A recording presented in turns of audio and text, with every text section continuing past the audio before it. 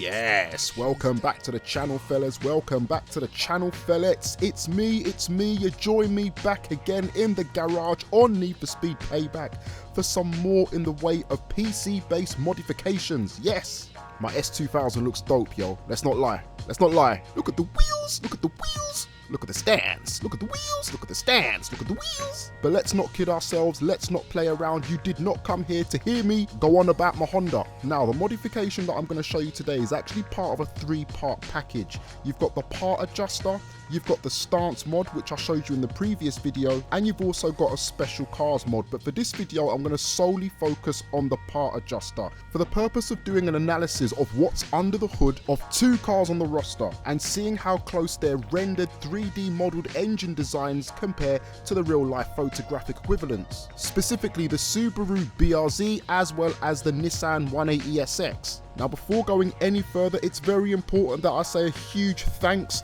and a huge shout out to ARCHIE, once again, Enks SX1, and of course my homeboy DHCinematics for making this video possible. They are the creators of the modifications, and you will find the links to their channels and whatnot in the description box.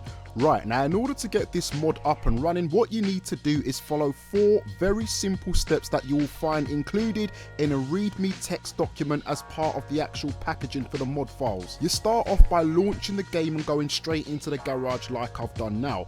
What you then do is you go back into the actual files and you open up the Need for Speed Payback extended customization trainer that they put together. Now, once again, I know a lot of you know this already, but for those of you who may be doing mods for the first time, for those of you who may be interested in venturing into mods, the trainer is essentially the graphical user interface put together by the makers of the mod, which enable you to have control over the changeable elements. Very, very important that.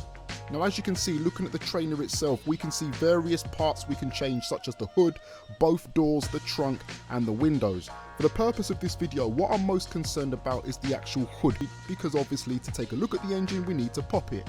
So I'm going to start off by doing this on the Nissan 180SX. Right, next thing, in the top right hand corner, what you also see is a drop down menu, which gives you the opportunity to select which car you want. It was no coincidence that I've picked the 180SX and the BRZ, because those are the only two cars that this works on at this present moment in time. So we're going to start off with the 180SX. Now, if you're like me and you don't know much about numbers and they scare the living daylights out of you, don't worry, because these chaps have actually gone through the hard work of putting together another readme documentation which has all the values that you need to actually get these bits and pieces moving. So what I'm going to do now is just input the values that I need. Right, once that's done, you go back into the game, you move over to your 180SX and well, now you see, that wasn't what was supposed to happen. Okay. Don't be like me, don't be an idiot, and make sure that you select the correct car. So, clearly I've selected the BRZ by mistake. It doesn't matter, because regardless, we still have the opportunity to take a look at our end result. And what an end result it is. Look at that engine in all of its glory. Absolutely fantastic. Brilliant, that. Really, really happy.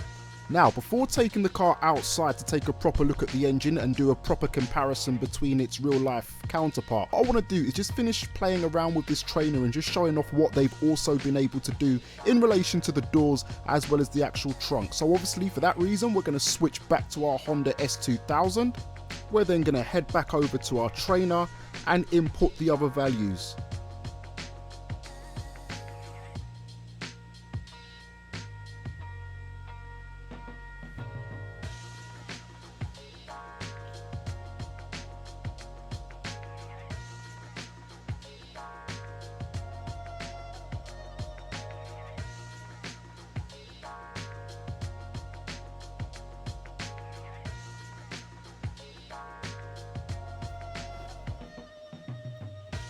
Brilliant. Absolutely fantastic. Great work, fellas. Great work, chaps. Really, really liking this. So as you can see, what we've got here are 2 different types of door openings. Over on the left hand side, the driver's side, what you can see is your standard traditional everyday type of door, which just opens outward. And as you can see, we've got a nice view on the inside of the interior. We've got the steering wheel there. We've got all those bits and pieces, which is great. What you can also see over on the right hand side is the scissor door variant of opening door that you can get, often found on things like Lamborghinis and other high performance cars. And yeah, that is pretty good. And even on the inside of the trunk, you can see clearly there's some detailing there. A little bit of rendering work has been undertaken by the guys over at Ghost there as well. Fantastic. Now, I am curious about one thing. I want to see whether or not it's actually possible to customize the car while it's in this state. Let's just have a quick look and see what we can do. So front bumper is still customizable. That's great. I'm not looking to build anything fancy at the moment. Just want to see what we can do. How about lights? Oh, yes, we can. That is awesome. So we can change the fenders. Wheels? Can we do the wheels? Rims? Yes, of course we can. As I said, nothing special at the moment. Just trying to see whether or not it's possible to break this mod. And it looks like the mod is unbreakable, fellas. Has to be said, I'm very, very impressed by this. The reason being is because when it comes to mods, the one reason why I used to shy away from them was because I always used to worry about how much they might affect the in-game experience, the natural in-game experience, I should say. And as you can see, there isn't really, in fact, there's no problem whatsoever. It's absolutely fine. You can even alter the roof. Can we get the spoiler? Is it possible? Yes, it is. Oh, yes. We'll go with that for now. Okay, nice.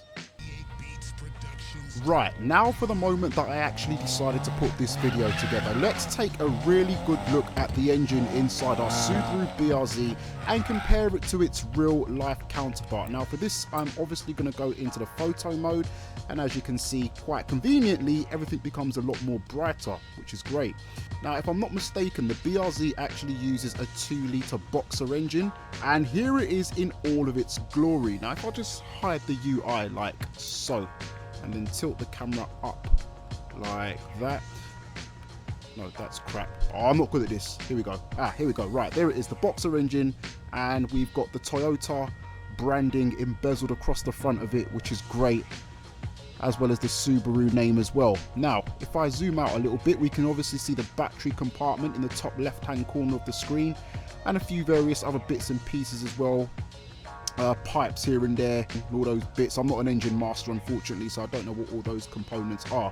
But if I just leave the camera like that, I think that's, there we go, like that, like that. Right, now, if we compare that to its real life equivalent, using the powers invested in me by way of google.com, I've managed to find, conveniently, a picture of a photograph taken of the very same car. Now, if you take a look at the actual insides, you can see that the guys over at Ghost have done an absolutely tremendous job in making this pretty much as real as it can be. Pretty much all of the components are in the exact same place and have got near enough the same amount of spacing between them as well.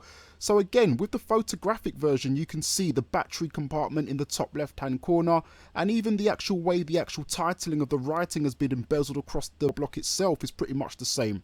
In terms of all of the pipes and the infrastructure, it all lines up, it balances well. So I guess this raises the question, why on earth did Ghost go through so much trouble putting together what looks like an almost lifelike representation of the innards of the actual vehicle itself under the hood, if it was a part of the game that you were not intended to see at all? Let's not forget, this is a mods video, yeah? I haven't popped this hood through by way of some sort of option within the game. We've had to actually use a mod to do it.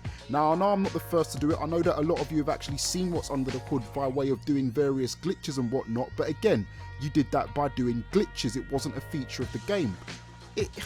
I usually have logical answers for everything. I don't have a logical answer for this. I mean, it's a pleasant surprise nonetheless. This is not a bad thing, it's not a criticism, but it's weird. But things don't just stop there, because if I slowly start to pan the camera around and we take a look at the interior, we can see that they've also gone through the hassle of actually building this as close to realistic as possible. Little details I'm talking about. So take, for example, the steering wheel, the Subaru badge embezzled across the front.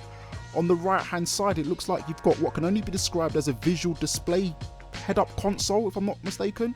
It looks like it. Yeah, visual display unit of some sort. You've got the gear stick, you've got the handbrake, you've even got buttons on the right hand side of the handbrake. I know in America you refer to it as an e-brake, but over here in the UK we call it a handbrake. If you take a look at the actual seats as well, we've got leather based bucket seats with a little bit of a materialistic base lining, and you can even see a seat belt, that little red sort of thing there. I can't point, but you can see it. And there you get a better look of those components on the right hand side. The silver trim on the dashboard. It's impressive, don't get me wrong, but then again, why not have a cockpit view if you're going to have this? Because again, the doors were not supposed to open in Need for Speed Payback. There's no option to do that. At no point within playing this game do you find yourself on the inside of the car. Again, this is not a criticism, it's me just puzzled, baffed and bemused as to just give us a cockpit view. How about that? It makes sense in my mind. Right then, as you can see fellas, I finally managed to pop the hood of the Nissan 180SX after a heck of a lot of tinkering around. I think I figured out now that you can only run this modification on one car at a time. You can't run it on both cars. I'm going to get the final word on that from DHCinematics to see if that is the actual truth, but nevertheless, let's investigate. There's a little bit of shadow here, so it's a little bit more difficult to see, but I think if I just put the camera there, let's hide the UI and just have it like that. That's clear enough, right? How's that?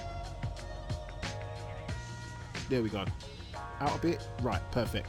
So right, if we now compare that to a picture that I found on the internet. Now don't be distracted by the fact that this car is red. What we're looking at here is how closely the actual engine components and the positioning of those components are in line with the actual 3D rendered model in Need for Speed Payback. And as you can see, it looks pretty damn similar. The twin cam turbocharged inline 4 engine is perfectly placed exactly where it is in the picture. But if we look outside of the actual block itself and start looking towards the left hand side, you can see all of the components pretty much match. There's a symmetry between both pictures, both images I should say. If I go a little bit lower down now, obviously you can see there are 1 or 2 components that are missing, but nevertheless it's still real enough to be considered realistic. So once again, just as with the case of the BRZ, it's an engine which is near enough, close enough in its resemblance to its real life counterpart. This just asks, and well, it leaves the door open for so many questions, honestly, it really does, but it's really interesting to see this and getting a better understanding of just how much work went into putting these cars together. Obviously, this is what we would have considered as being hidden work, stuff that we didn't know about, but nevertheless, it's interesting. Right then, so as I mentioned, this modification pack comes in 3 parts. You've got the part adjuster, which I've shown to you guys. You've got the stance, or a slightly modified stance modification, but you saw most of that in the first video that I showed, which I'll obviously put in the description. And you've also got a special replacement car mod where you actually get the ability to swap traffic cars and actually drive them around, etc. Now, if you want me to show you the revised model of the stance mod, I can do that in another video. And if you want me to do the special cars replacement one, then again, I can do that as well. But for this video, I just wanted to focus solely on the part adjuster so that I could bring forth what I thought was a really interesting insight into the way in which these cars were built. More specifically, the fact that we've got almost true to life engine replicas hiding under the hood of every single car, well, I presume every single car in Need for Speed Payback. What I want to know is, what are your thoughts in relation to this? Now, I know for a fact that pretty much all of you, if not most of you, have already seen videos whereby people have glitched the game and exposed the hood, but what I want to know is, were you actually surprised at just how close to real life those rendered models of the engine bays really were? Let me know in the comments section. If it's your first time around here, I wish you a born welcome. Once again, I need to say huge shout out to the modification gang. We got Archie, we got Enx SX1, and we got DHCinematics all in the building. Shouts out to you guys there. Thank you so much. And I'll see you guys when the next video comes out. Take it easy. Peace.